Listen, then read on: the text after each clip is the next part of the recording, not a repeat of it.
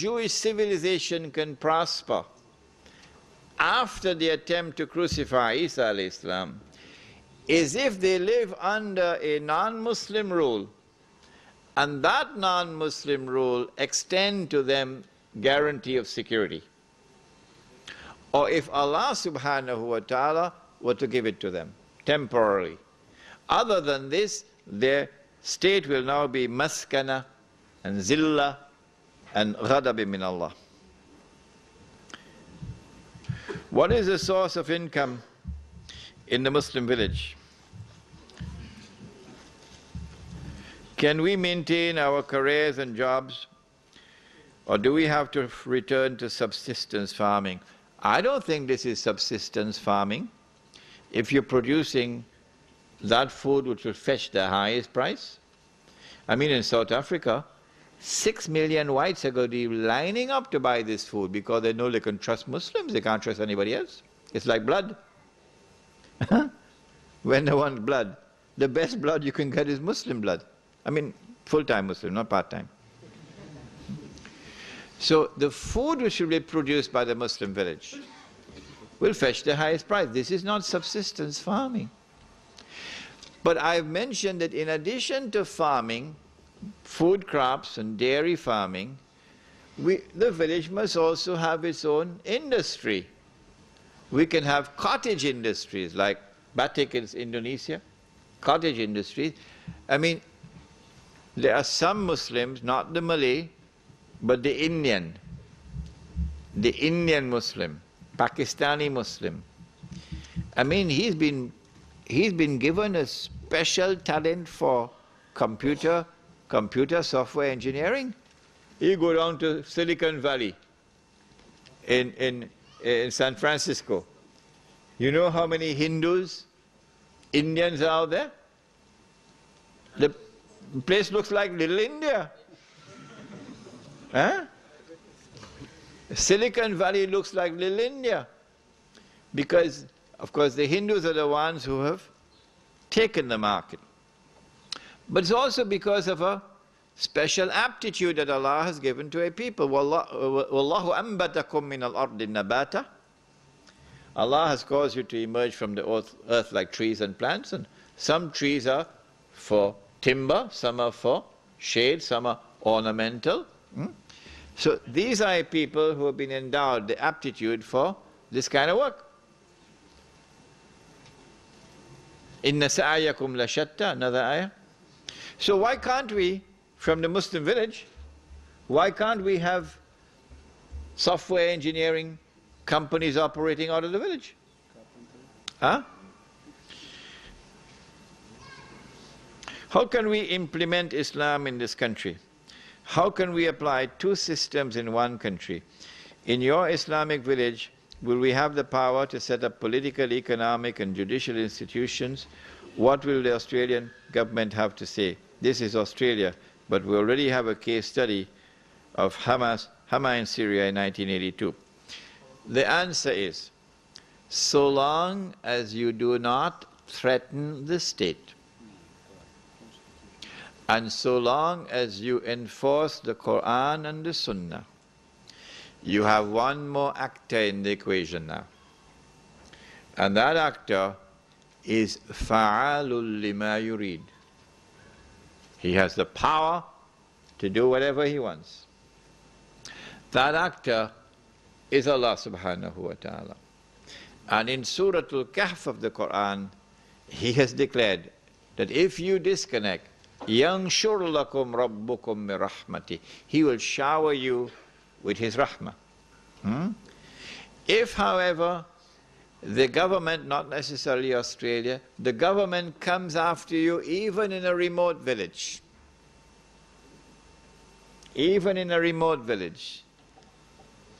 where you do not threaten the state at all, this will provide you with a propaganda victory. How? The part-time Muslims in Sydney will now have to answer. You say this government is good. You say this system is good. You say there is no need for us to part from it. Now give us an answer. We never pose a threat to anyone at all. We're small, we're not big. We're far away. And yet they came against us. Is this not wickedness?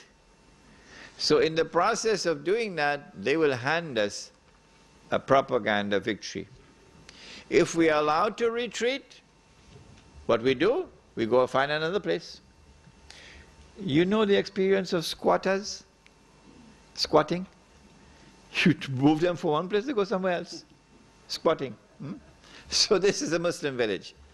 And if in a particular territory there is no space, nowhere at all where a Muslim can live as a Muslim, still you're not allowed to throw in the towel and join them and become part of the melting pot. Why? Because when the angels are taking you into the hellfire, the angels are going to pause. Surah An-Nisa. And the angels are going to ask, Fima kuntum. What happened? How did you end up in this mess? That we're taking you into the hellfire.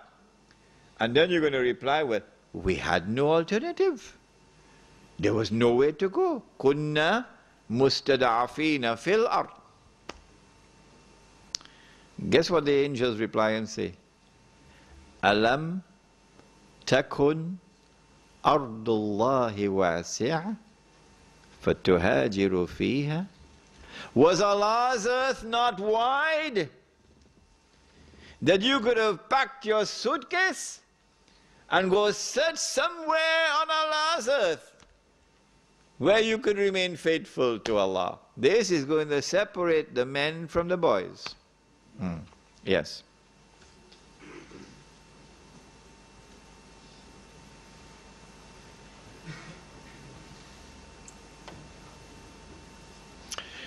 When Muslims are shy in sparing even $5 a week, what is the prospect for such Muslims to form a Muslim village?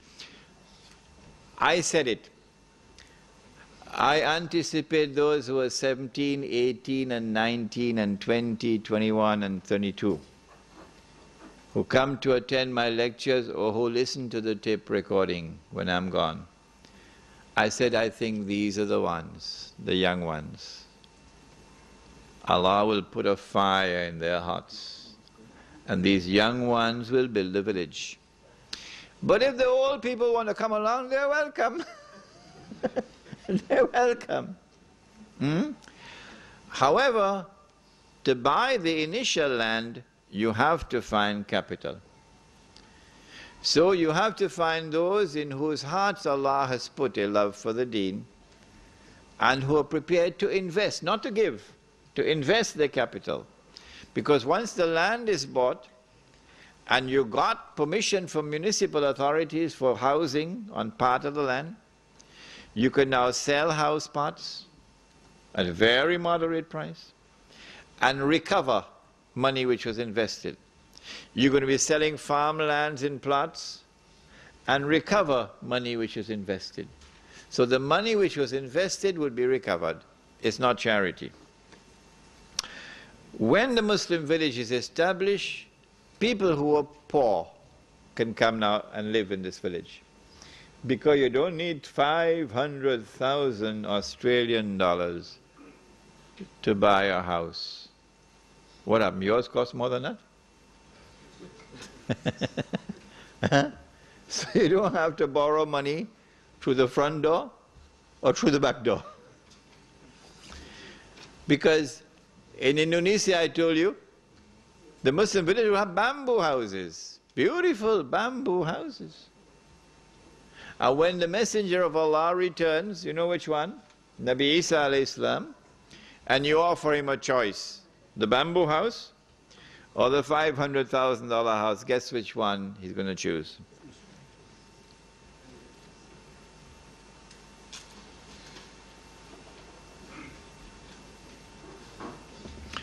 Brother, you are talking about a Muslim villa. A Muslim villa? But in Sydney, the majority of Muslims live in Lakemba and Auburn, and these are areas known which is a crime zone in Sydney. How can you overcome the situation? I like this question. You know why? Because in the Muslim village, You can sleep with your windows open. Every single house I went to in South Africa had a big sign, yellow, red, armed response. Every single house. They had electrical wires, electrically wired. So if you touch that wire, you're going on holiday. Inside the house, not outside, inside the house you have to go through burglar alarms. Inside the house. And then the last one is where they're going to be sleeping. This is what I saw in South Africa. So I said to them, in the Muslim village, you could sleep with your window open. Why? Because the village will have its own collective security. This is private property. No one can enter this city, this village, without our permission. Okay? And we have one entrance into the village. You're going to pass through that entrance. The village will have its patrols. So you're not going to sleep every night. No. Imam will have to spend 1 or 2 nights on patrol. Yeah.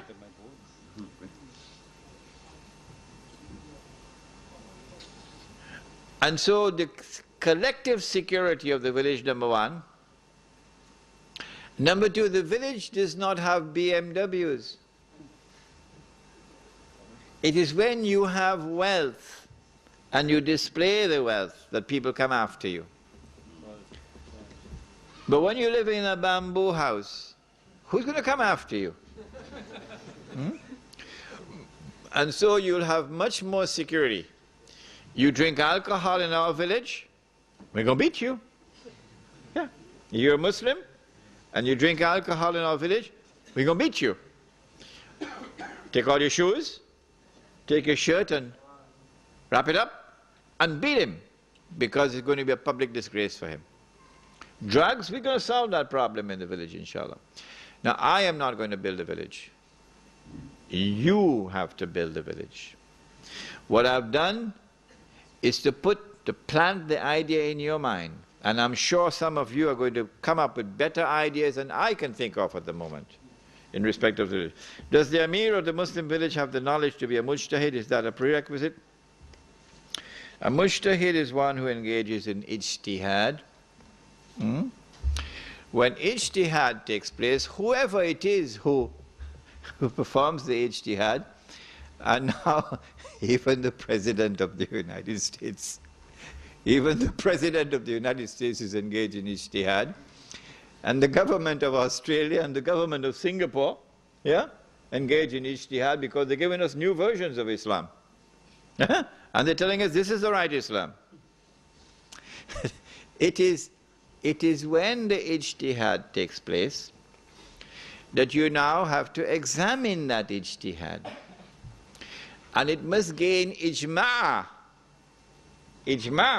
of the learned before that ijtihad can be accepted as part of our law.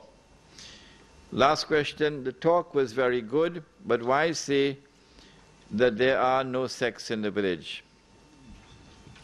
For when you mentioned the Sufis and the Salafis, what happened to the Muslims and the Ahl Sunnah wal Jama'ah? In the Muslim village, we do not want anyone to identify himself as Sufi. We say keep that in your private life. Insofar as the public life is concerned, you don't belong to any sect. Insofar as the public life of the Muslim village is concerned, you're only a Muslim. That's all.